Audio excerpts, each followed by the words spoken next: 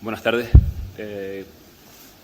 Cuando mi viceconsejera de Medio Ambiente me dijo que teníamos que intervenir en este congreso, a mí se me planteaban demasiadas incógnitas para la ecuación que tenía.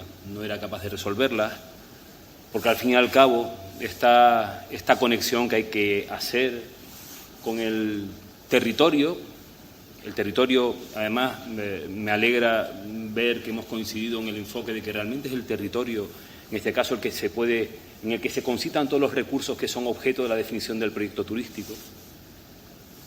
Comparto completamente esa visión. Nuestro producto y nuestro proyecto turístico es el territorio. Y por lo tanto lo único que tenemos después es un conjunto de actuaciones que las podremos llamar actuaciones alojativas, complementarias del tipo que sean, pero que no son más que el mecanismo para realmente poder disfrutar de ese producto turístico, que en sí mismo es el territorio. Territorio además en el que se concitan muchísimas variables ambientales, todos nuestros recursos ambientales, de gran importancia el paisaje. Por lo tanto, en estas incógnitas que yo le decía que tenía para esta única ecuación, tenía que seguir metiendo, esta era otra de las incógnitas, era el turismo. Yo, lamentablemente, tengo que discrepar de Carmelo en una cosa nada más, o sea, yo ni prominente, ni preeminente, ni muchísimo menos especialista en la planificación turística. Lo que llevo son 25 años trabajando en la evaluación de impacto ambiental. Llevo 25 en la evaluación de impacto ambiental de proyectos y también durante tiempo en la de evaluación ambiental de planes y programas. Y por lo tanto, siempre trabajando en las claves de la prevención, ¿no? Que yo creo que esta es la línea con la cual llegamos a esa tercera incógnita. Esa tercera incógnita que es la sostenibilidad. Oye, ¿y esto qué papel juega en este conjunto? Cuando empecemos a agitar estos ingredientes en el cóctel, ¿qué es lo que nos puede salir, ¿no? Y claro, después lo que yo decía que, claro, tenía muchas incógnitas para esta ecuación y, sinceramente, no lo sabía.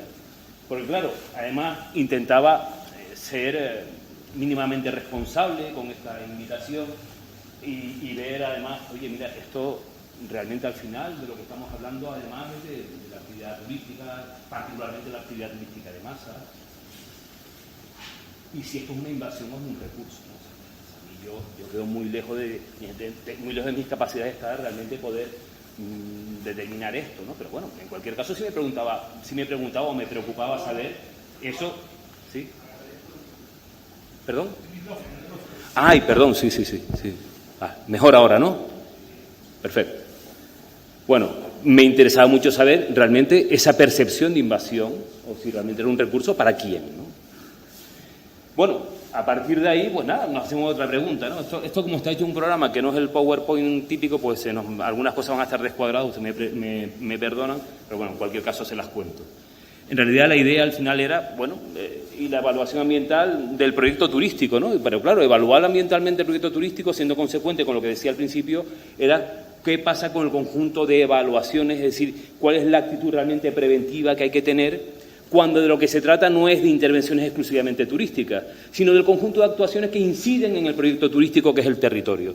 Y por lo tanto lo que tenemos, y no voy a incidir demasiado en ello, porque no vengo aquí a contarles nada de lo que tenga que ver con los anexos de los proyectos que están en las leyes, ni nada por el estilo.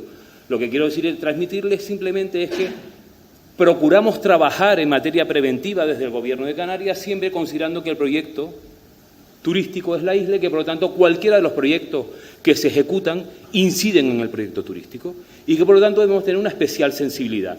No siempre la conseguimos, obviamente, pero por lo menos es nuestra predisposición a hacerlo. A partir de aquí, claro, esta aproximación que hay que hacer entonces al paisaje. Entonces, si me permiten, con lo que me he encontrado normalmente en el trabajo, son dos cuestiones, ¿no? O sea, nosotros normalmente nos enfrentamos en nuestro trabajo al paisaje con una aproximación técnica magnífica en ocasiones, en otras no tanto, donde los análisis de intervisibilidad son magníficos, donde lo que tenemos es unos análisis de la fragilidad del territorio realmente alucinantes, e incluso en ocasiones nos encontramos, con unos mapas sobre la capacidad de acogida del territorio con base en la calidad paisajística final, que alguien decide quién es, normalmente personas ajenas a la vivencia directa de esos paisajes, Y por lo tanto hay una aproximación técnica, diría incluso yo a veces que hasta fría, alejada, en la que básicamente hay alguien que está muy interesado en pixelar esa imagen del territorio. Pero claro, yo me pregunto muchas veces qué pasa con el paisaje cuando realmente lo que estamos hablando es de emociones. Aquí me van a permitir un momentito, porque mi padre es del Puerto de la Cruz, ¿no? Igual vamos a volver al Puerto de la Cruz. De hecho, yo nací en el Puerto de la Cruz, me crié en La Orotava, y ahora hace 25 años que vivo en Arico. Y de aquí me gustaría sacar lo siguiente, para intentar hablar de esto, para intentar plasmar algo sobre esto de las emociones, ¿no? Mi padre, cuando entraron las primeras palas, las primeras máquinas en los llanos de Martianes, fue un amigo de él, Pepe de León Fregel, un hombre que tenía en el puerto un laboratorio fotográfico, y con la cámara de retratar fue a buscarlo y fueron rápido a los llanos de Martianes.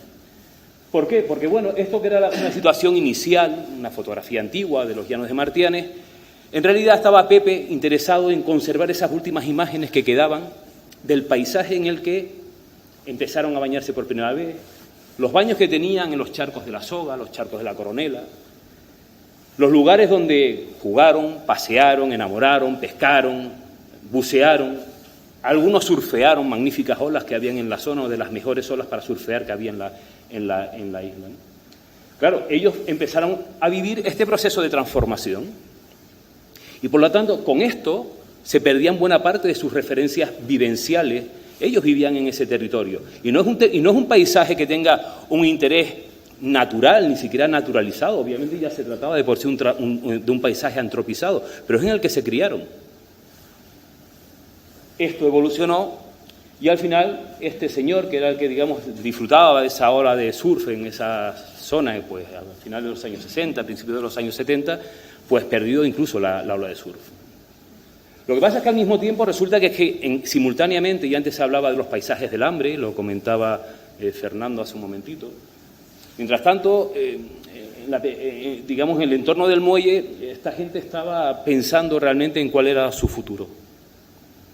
Por lo tanto, siempre estamos en un permanente proceso de toma de decisiones bastante complejo. Yo obviamente no quiero hacer una traslación al pasado de herramientas que obviamente no eran de aplicación. No existía la evaluación de impacto ambiental en aquel momento para determinar la viabilidad de aquella transformación. Pero lo cierto es que seguramente había muchas emociones en el territorio que se perdía, pero también muchas necesidades de que ese proceso de transformación se produjera.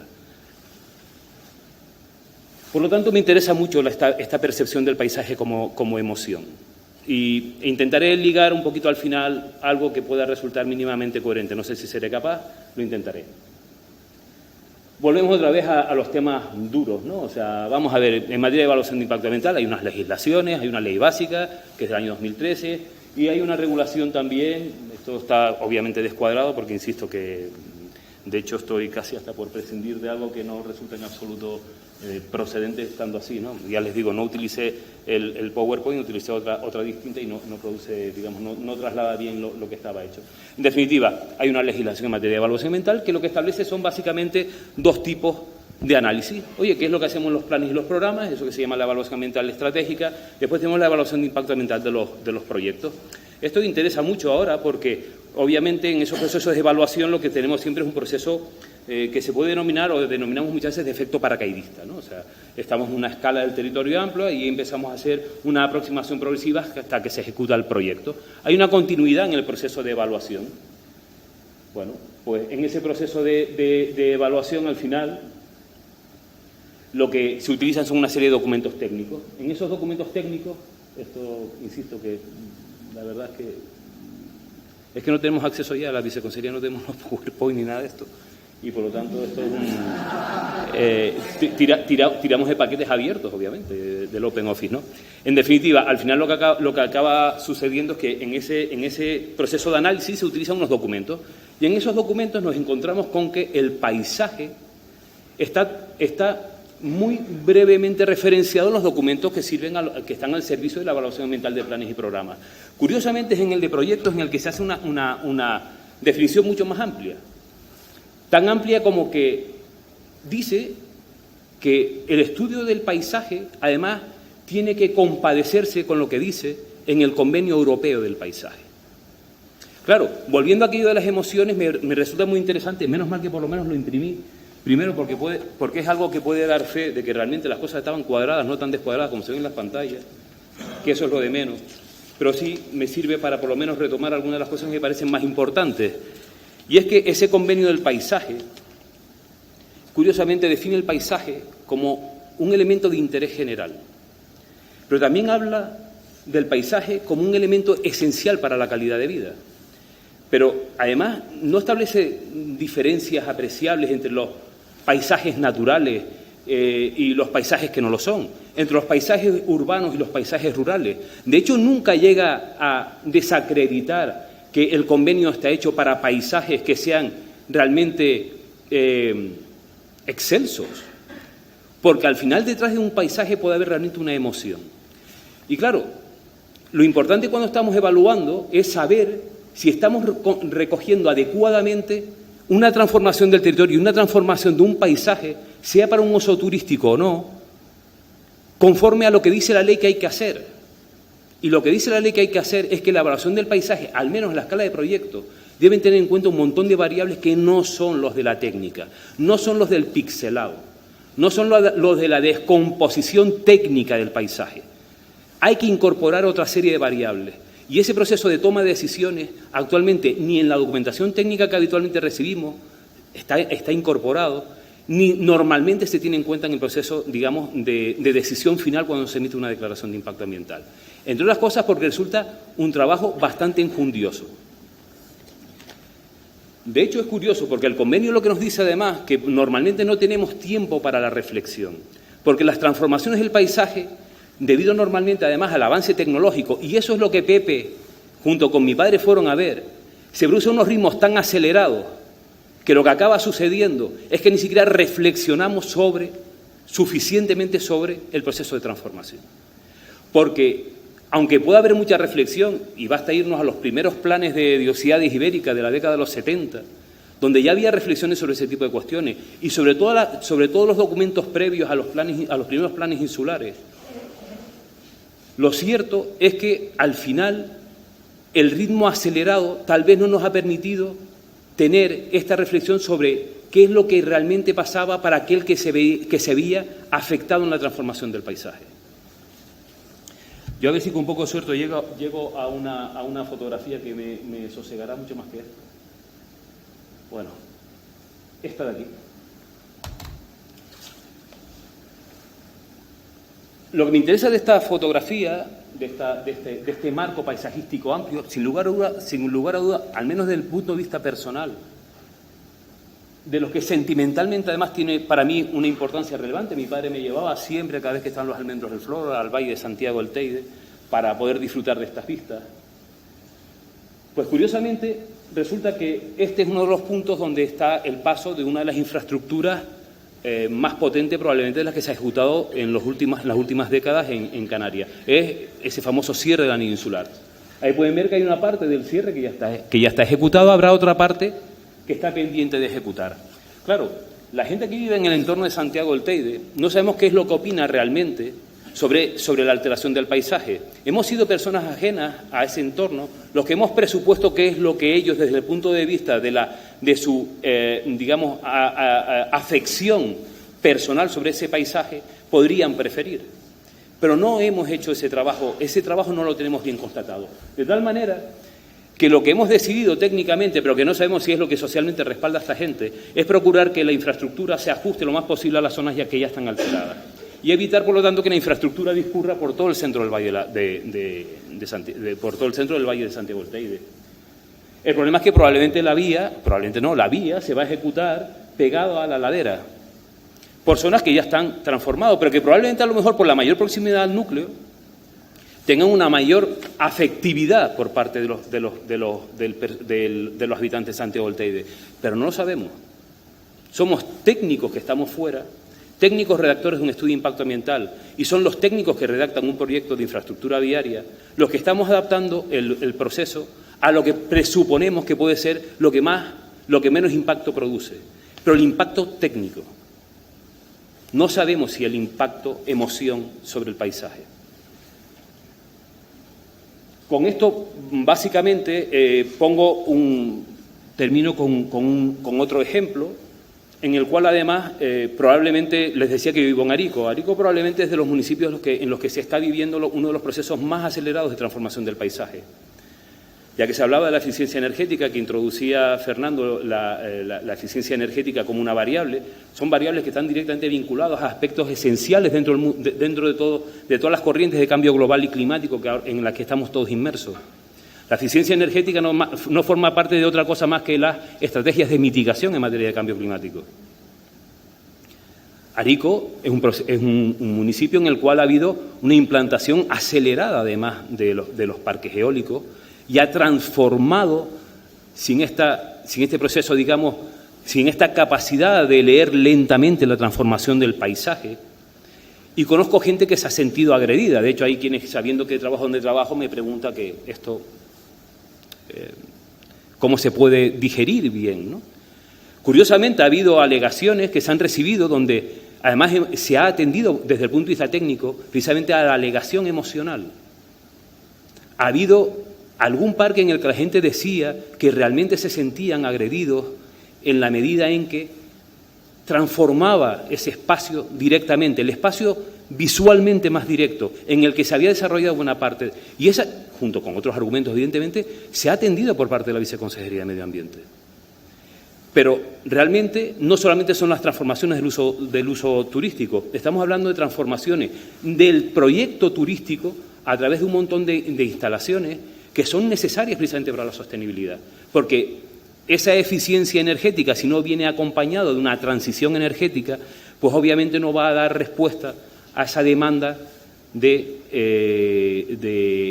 adaptación y de mitigación en materia de cambio climático. Por lo tanto, y para concluir, yo lo único que les quería comentar es que me temo que la evaluación de impacto ambiental actualmente y la evaluación ambiental estratégica y el nuevo reglamento de gestión ambiental no creo que lo recoja tampoco con el debido cariño cómo se debe analizar el paisaje en el contexto de los estudios ambientales estratégicos. Lo único que les quiero decir es que creo que desde la evaluación ambiental es probable que no seamos capaces de aportar las herramientas y las decisiones adecuadas para que la gente no pueda sentir que las transformaciones que se producen en el territorio, por lo tanto en el proyecto turístico, que las transformaciones que se producen en el paisaje no les afecten de tal manera que puedan sentirse invadidos, pero invadidos en esa emoción. No damos respuestas desde las herramientas preventivas, porque dar respuesta a lo que realmente plantea el Convenio Europeo del Paisaje sería tremendamente complicado. No se está teniendo en cuenta en los documentos que estamos recibiendo y creo que es momento de implementar, palabra que me produce un poco de yuyu, pero bueno, introducir en estos documentos ambientales esa parte de la participación que tan necesaria resulta, tan complicada resulta, para que realmente seamos capaces de sondear cómo el paisaje, como emoción, debe ser tenido en cuenta en el proceso de toma de decisiones.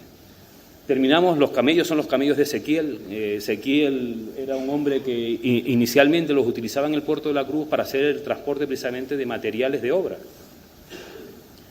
Y de alguna manera es una metáfora del cambio, es lo que realmente al final aquellos señores que estaban sentados delante del muelle veían. Y bueno, lo que se dedicó al final fue dedicarlos a la actividad turística por delante de la playa de San Telmo, que es la playa en la que yo me crié. Y entonces, poco más les quería añadir. Quiero decir, simplemente poner en evidencia que desde el punto de vista preventivo, la evaluación ambiental resulta actualmente poco eficiente en cuanto a contenidos para poder atender a este tipo de perfiles de un fenómeno tan complejo como es el de la percepción de la alteración paisajística.